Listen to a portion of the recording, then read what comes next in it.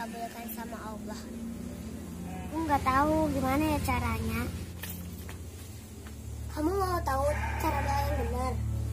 Emang kamu tahu? Tahulah. Emang gimana caranya? Kok aku nggak tahu sih?